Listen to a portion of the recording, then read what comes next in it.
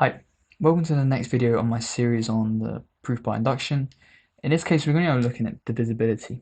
Now, a lot of people find divisibility very hard, but I hope to show you this in a very sort of algorithmic way that's going to work for 99% of questions.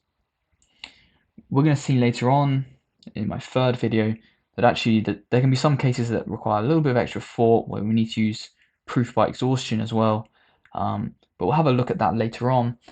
For now, what we're going to be doing is we're going to be following this sort of algorithm. So first of all, base case as always, then the assumption. Now the assumption slightly changes because we're assuming that it's divisible by a certain number. In this case, I've said divisible by 3 or 7. So potentially a question might be proof, and there'll be some function, is always divisible by 3. And well, we would then write this statement. So because a is a whole number and 3 is a whole number, we would say that f of k is divisible by 3 and it's divisible by a. But obviously we don't care about a. A is just some number. But it's divisible by 3. That's the main thing.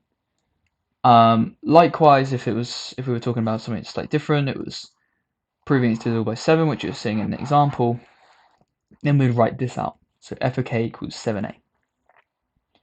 What we're then going to do is we're going to do our consideration step, as always. But instead of putting like a target, we're going to look for factors of 7, and then we're going to put them on the left side.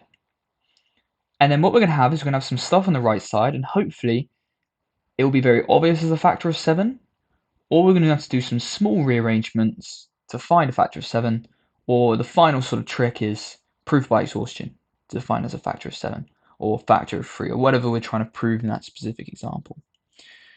So let's have a look at this question. So as always, the base case, very easy. So base case,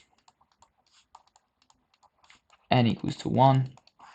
We have 13 to the power of 1 plus 6 to the power of 1 minus 1. That's equal to 13 plus, well, this is 6 to 0, so 1, which is equal to 14, which is 7 times 2. So we get it as true for the base case. Nice, great job. Next, what we're going to do is we're going to do our assumption step. So we're going to assume true for n equals k, where k is an integer.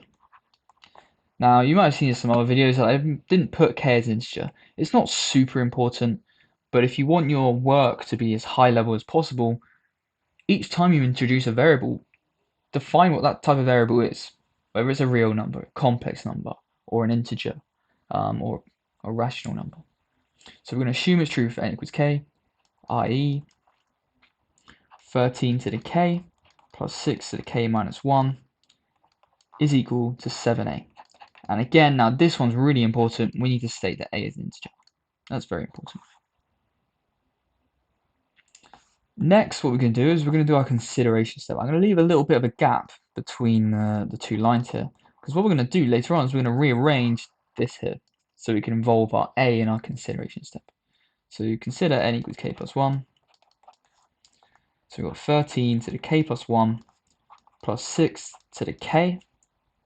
Now we want to somehow involve a, our a term. So we need to look at our assumption, we need to rearrange it. What I like to do, I like to get one term just on its own. So I'm going to pick the 13k.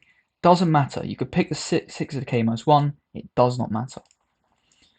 That gives me 13 to the power of k plus, equals 7a minus 6 to the k minus 1. Now I can't quite replace it because I've got 13k here, where I've got 13k plus 1 here. So I need to turn this into 13k plus 1. So I'm going to multiply both sides by 13. So 13 to k plus 1 is equal to 13 times 7a minus 6 to k minus 1. So replacing that in here, we get 13 times 7a minus 6 to the k minus 1 plus 6 to the k. Not so bad so far. Next comes my next trick. Every term that contains a factor of 7, we want to put on the left side. So when I expand this, clearly this term is going to have a factor of 7, so I'm going to put it on the left. So 7 times 13a minus 13 times 6 to the k minus 1 plus 6 to the k. So this is already done. Now I need to focus on this. Now, is there any factors that I can take out? That's my first step. You should always look for factors when dealing with divisibility. Now I see there's a factor of 6 to the k minus 1, using kind of a similar trick to up here, but in reverse. So we have 7 times 13a minus 6 to the k minus 1, bracket. Well, this will just be 13 left over. And if I take out 6 to the k minus 1 here, we're going to be left with a 6. So we get this, and well, I've jumbled up my negatives. This should be a plus, which means this should be a negative. Next, we get 7 times 13a plus 6 to the k minus 1, and well, this is minus 7, so I can take out a factor of 7.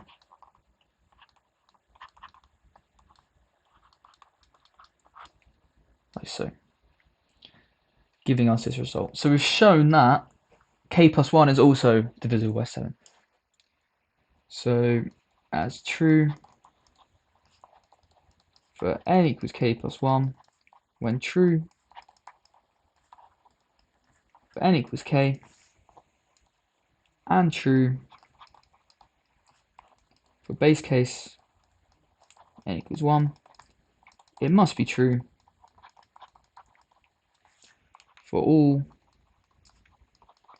n greater or equal to 1 by mathematical induction.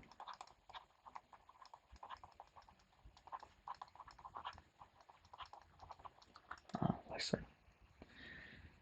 Alright, in the next video we're going to go through another example in this. I think this is quite a tricky subject. So see you in the next video. Have a look at my lecture notes. There's some examples. Before you watch for fully the second video, have a try at it first. Remember, maths is a participation sport. You've got to try stuff, otherwise you'll never be able to understand it fully. But yeah, see you in the next video, and thanks for watching.